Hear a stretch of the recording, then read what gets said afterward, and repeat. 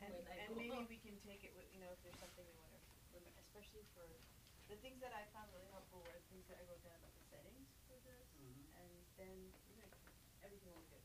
So we'll. So it's limited circulation, and it's not. Okay. It's our notes, yeah, notes.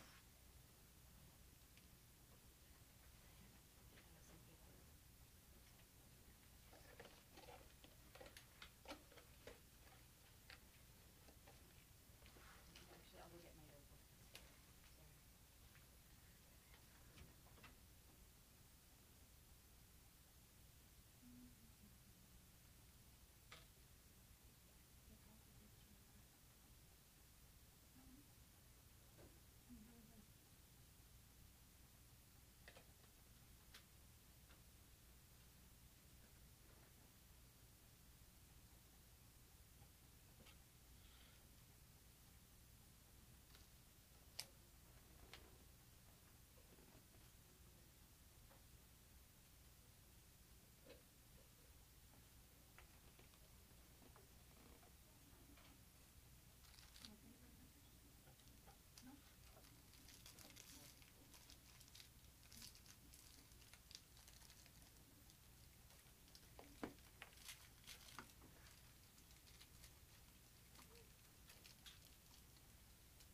For some of you, this will be reviewed, or maybe at least one.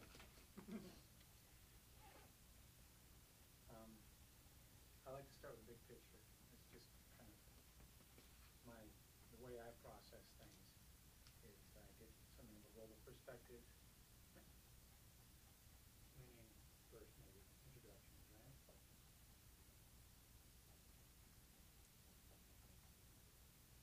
Alignment. I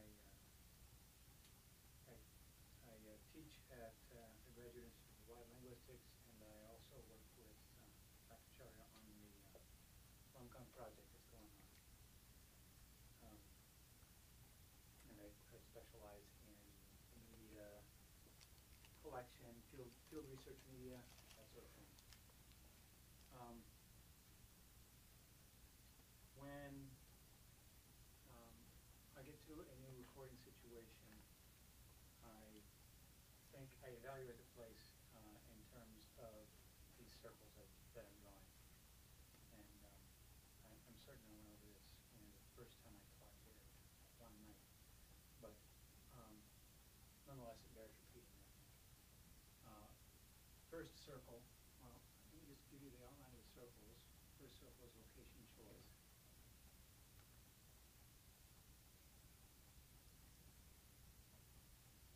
And then the second circle in is the recording situation.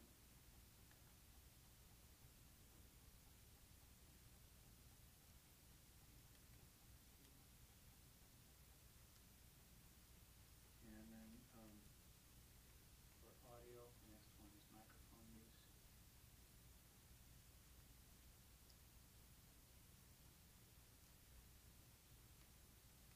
And the inner circle is the recorder settings.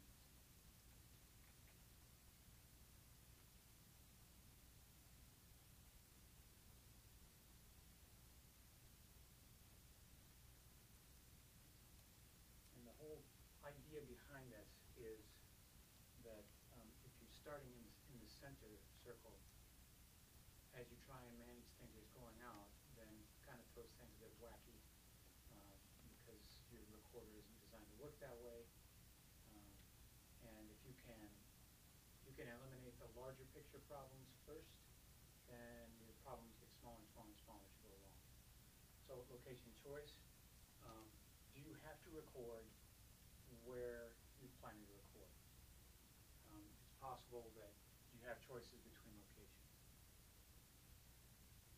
Sometimes you don't. Many times you don't. Certain events only happen in certain places. Sometimes you're such a newcomer to a recording situation that you really don't have the place and the rapport to ask, can we move this somewhere else? Other times you do have some leeway, particularly if you're doing elicitations, paradigms, those sort of things. You can have some choices in there. Things you want to look for in a good location.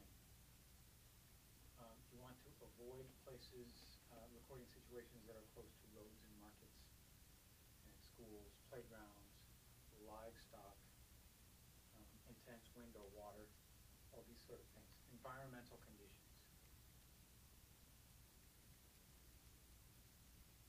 Sometimes, again, you're stuck with it, just wherever you are. Other times you can choose between two places and you can choose the better one. And where did the good doctor go? Will she be back? Did she go through that door? I think so. I thought so too. Okay.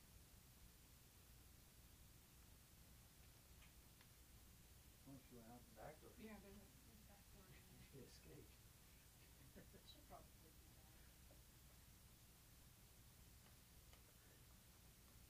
Next circle in is a recording situation, and for instance, this room is not really great for recording. And if you had something to compare it to, you might realize that there's some slight reverberation going on in here. That's largely due to the fact that you've got parallel surfaces that are hard, large, and flat.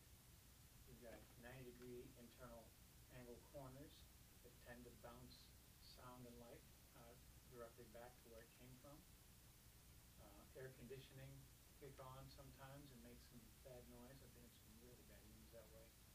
And fluorescent lights often generate noise. So things like that. And part of the trouble with this is that you normally aren't tuned into these sort of things. Your brain is an excellent filter, both visually and acoustically. It tends to weed out the sounds that you're not paying attention to, and you just don't notice it. My colleague is fond of telling a story how he thought he got the perfect story recording while he was in Nigeria. And you know, the text went along fine and had the level set really well and all these things. Everything according to this was great. He went back to listen to the sound file later, and what did he hear but the whoosh, whoosh, whoosh, whoosh of overhead fan. You just tune it out. You just, unless you train your ear to listen, you lose track. Okay.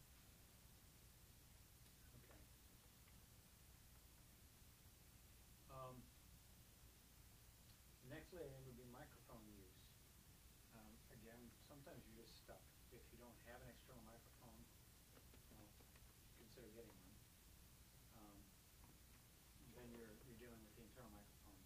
But whatever microphone you have, what do you do with it?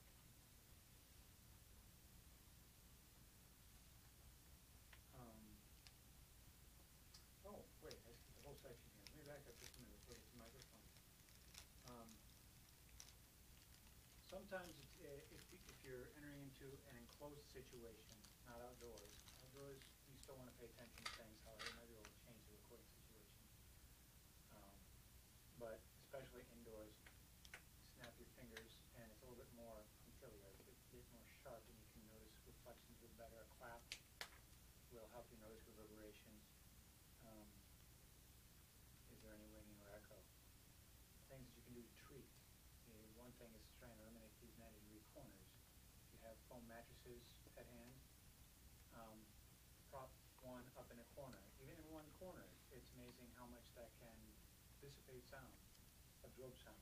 So, in the villages when you're going to Charlong, what kind of houses do they have? Is it mud or is it concrete? Some have wooden walls and thatch roof or the tin roof. But if it is raining, then Oh yeah. it won't be just What if it's not raining? What if it's not raining? Is it still going to be horrible? Is it better outdoors if it's a tin roof? Tin roof should be fine as long as it's not raining or if there's not like a tree overhead that keeps dropping stuff on it. Okay. Yeah, that's what mine do. It would keep you out of the wind as long dogs as may bark sometimes or chicken may crow all those you The cannot geese. avoid. Yeah. The geese that we have in the background. right. Yeah, I was amazed at how acoustically nice it was in the middle of a cashew orchard in Guinea-Bissau. grazing animals and the chickens avoided it. They generally didn't go in there. The wind was kept to a minimum, and there was quite a bit of light because they took care of the orchard. So it was actually a very nice outdoor recording situation, probably better than some of the indoor situations I would have, especially when you consider how warm houses can get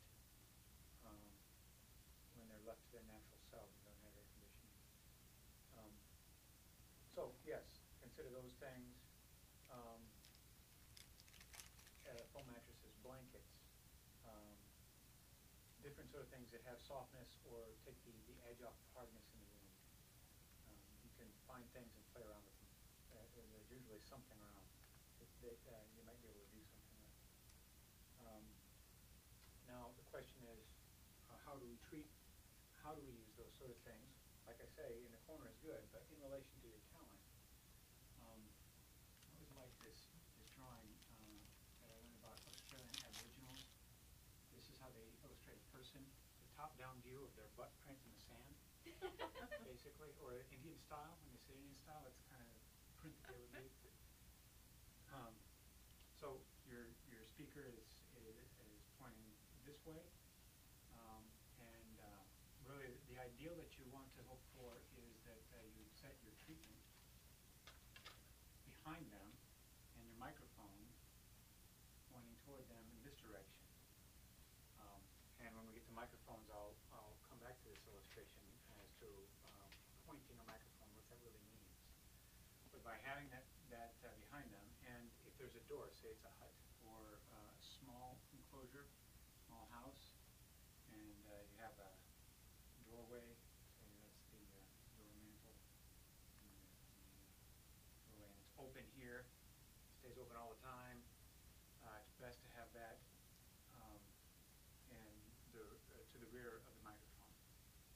Otherwise, and I'll get to the microphone in just a minute. But so treatment on the far side, away from where major noises are coming from, and the person and the microphone. Okay, that's an ideal kind of thing, idealized and simplified. Many situations you get to, I'm sure, will not be so simple, but bear that in mind and try and mimic it as best you can. This is what we tried at Swami's house. The only issue was that people kept going in and out of the door. But it didn't affect anything that much because at least the speaker was next to the microphone. They were going out the other side.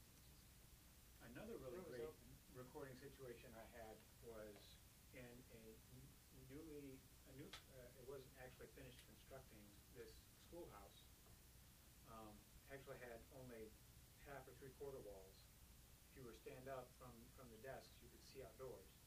But on the floor, they had this really fine powder dirt. I think they were preparing it to put on something more sandy to pack down to make a decent surface.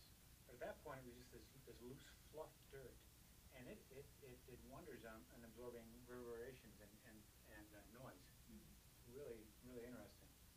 These are the kind of things that something that if you're looking for something to do with your life and you're tired of solitaire, then just go on a listening tour and start to try and deliberately listen for the things that you don't normally hear, whether that is fluorescent lights or air conditioning or how many doors down, how many apartments down can you hear the kids. Anything like this, walk around, and it becomes even more illustrative if you have a good pair of headphones and your recorder. You just don't record anything, just monitor and listen through your recording setup. To spend an hour or two doing that, really, here's a good story. I don't know if you know Pete Unset, Dr. Unset. He curses me now because one of the illustrations I have in my class is that I have them go around and listen to different places, and because it used to be my office, they kicked me out so that Pete Unset could have his own office. I knew about the acoustics in that particular place, and I said, go ask Dr. Unset if you can go sit in his office for a few minutes. And he's a real chum, and he enjoys being a student, so he's going to say sure. And they sit in there and they listen, and it's like, wow, that's 60 hertz hum is really loud now that I listen for it. He hadn't noticed it until He you hadn't pointed noticed it. out. He's just down a half flight of steps from an electrical transformer room. And a lot of the main wires are going over his place. So you hear these sort of things if you're tuned to them. But he hadn't been tuned to them before these students came in. The students were enlightened. And now Pete comes to me and says, I can't stand it anymore. Now all the time I hear this electrical hum all the time. So, yeah, it's the good infection. I'm probably going to like to talk about it. It never fails. People come back and say, oh, I can't. It was hard for me to pay attention in church because I was wondering what kind of microphone he was using and where that slight 60 hertz hum was coming from. Which we just laugh about and say, yeah, there you go. You had a hum when you put the monitor into the soundproof booth, right? Somebody suggested we use, I guess what Nancy was saying, use a PowerPoint for recording, and so Tyler made a PowerPoint, and then we had a monitor in the booth, and then the computer outside, but the monitor, yeah, just really loud.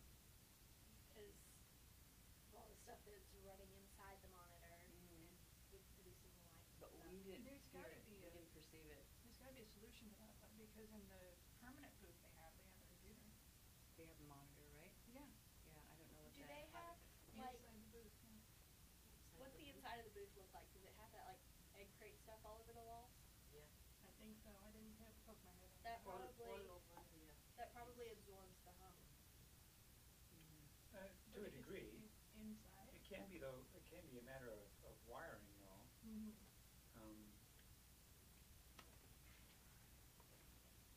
I didn't mean to. Yeah, that's. Because it was Yeah. a nice way of recording to have the PowerPoint in there. So if we could figure that out. Right. It could be how the power cord is laid in there. Yeah. Could even be the type of monitor. Uh-huh. That's what I was thinking. Was it a CRT? Was it a flat screen or? It No, was, all it wasn't CRT. like one of the big fat ones. Oh, It okay. wasn't- Oh, Yeah, yeah, yeah. big fat ones make lots of noise. It will happen. We need a flat one. Yeah. Yeah, so, I mean, I'm sure they could give us answers there, but that's what I observed when we were there. They had a big one. Let's see if I can draw this. This is overlapping from the first view. Hold on. We'll put up with that. Okay, signal source. And let's say this is 1 unit length. We would even call it a meter. And then from there to here is 2 meters. And then from here to here is not quite the scale. 3 meters.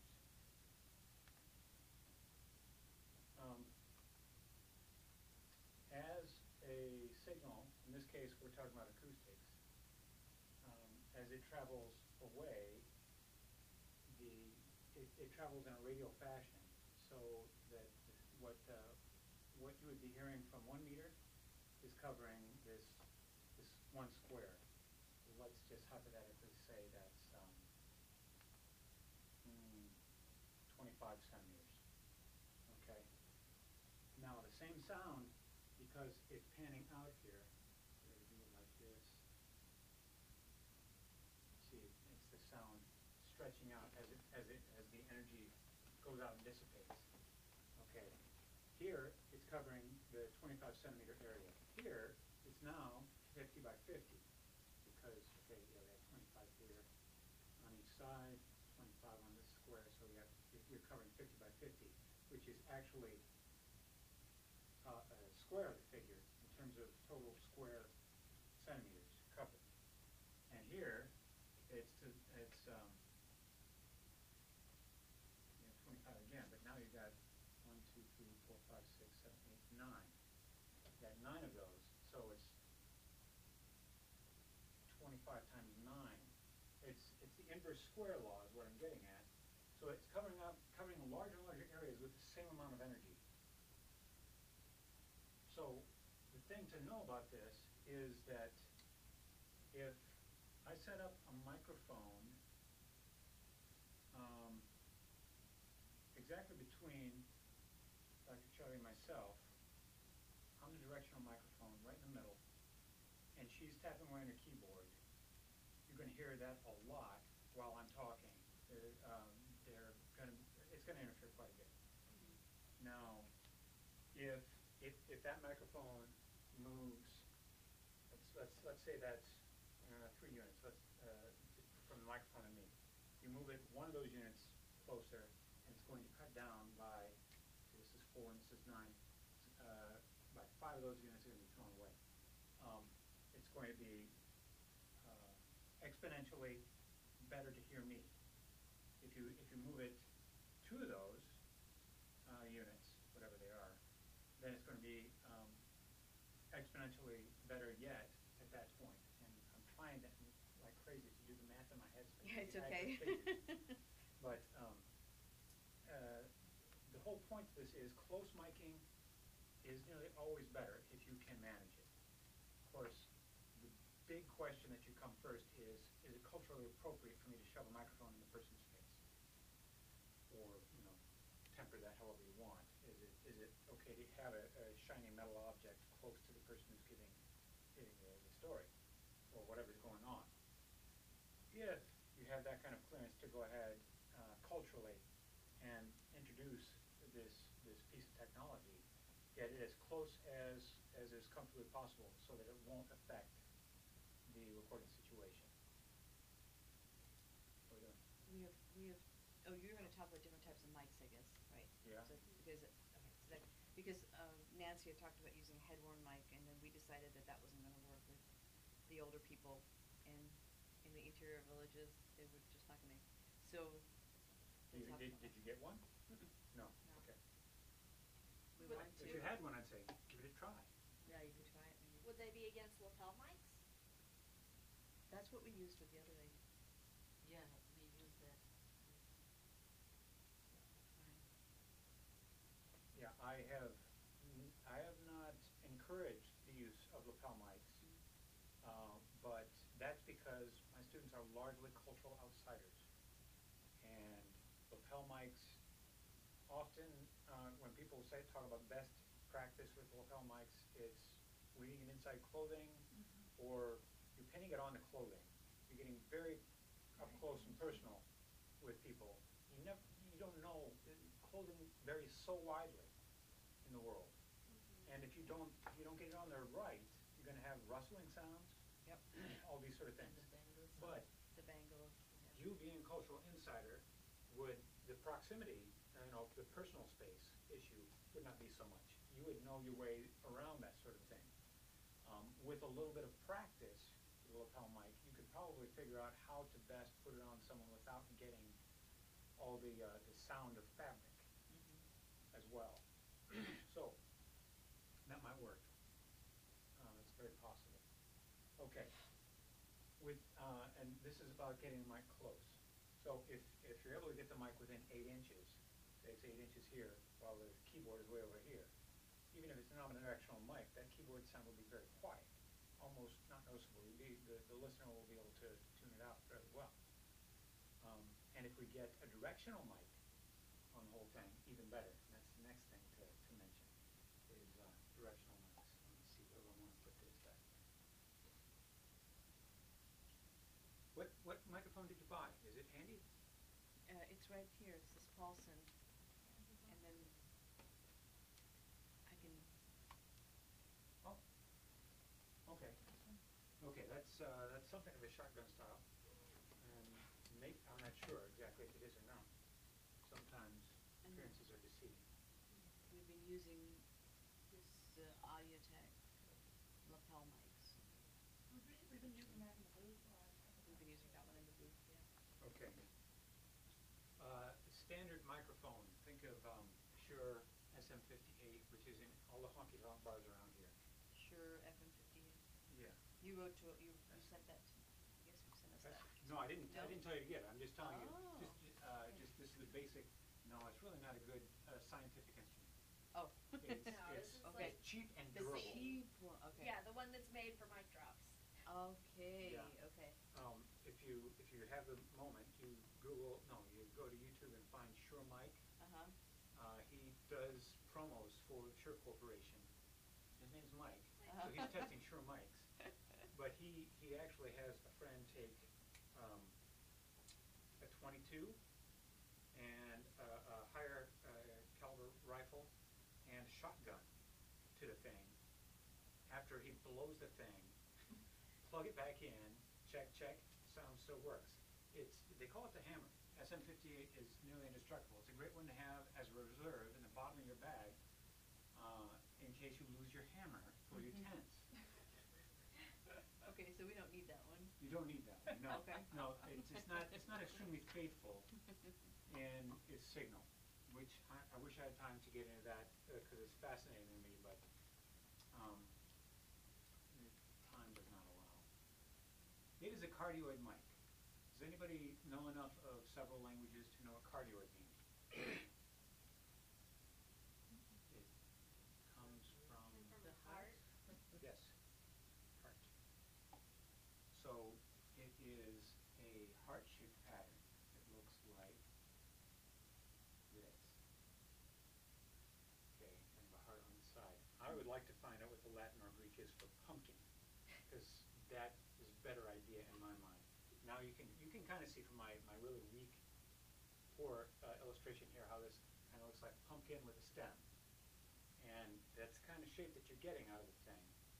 And what it means is the maximal acceptance is over in this area here, and it dies off towards the sides and a lot towards the rear, and directly behind it's not technically picking up anything from behind. The reason it will pick up things from that are making acoustic signals back here is from reverberations and coming around towards the front. But this is what we call, this area right here, we would call the zone of maximal rejection. And that is what you want pointed towards what is most likely the direction of noise. Also worthwhile to find out what we really mean by noise and what we mean by signal. I'm just going to let us go with whatever our notions are at this point. Noise is what you don't want, signal is what you do want. We can leave it at that for now. Okay, so this is a zone of maximal rejection, and everything else is going to be gathering signal. And that's why, and if we draw it right here, the cardioid mic, all the noises that are coming in this way are right in line with the zone of maximal rejection, the stem on the pumpkin. Okay? That's the ideal, so that the microphone is not picking up so much out here. How they do it is very fascinating. How they build the microphones to reject in the back. It has to do with pressure differentials on the back side of the diaphragm versus the front side of the diaphragm for cardioid. And with shotgun microphones, it's different yet. To add another layer to that, where this is the kind of microphone you're taking with you, I believe. I haven't seen the specs on it yet, but basically you've got the microphone, and I'm going to draw the diaphragm to be here, but out in front of the diaphragm, you've got a stick area, hollow tube area with slits along the side. And I think if you pull the foam insulation off of that, you'll notice something like this going on. And what happens with those slits is that you get this diffusion pattern entering in toward the capsule, the diaphragm here, and it weeds out everything. Okay, now to draw the kind of pickup pattern that I'm supposing this microphone has. One pickup. Okay, that's its pickup pattern, and the zones of maximal rejection are out this direction, this direction, this direction, and this direction. And very small lobes here. Probably this one is equally as small, maybe smaller. I forget, it probably can vary too. But the point is that in the direction of whatever it is you're doing, the conversation, whatever sound you're picking up, you're getting, this is your zone of maximal acceptance, and everything else is getting really quiet.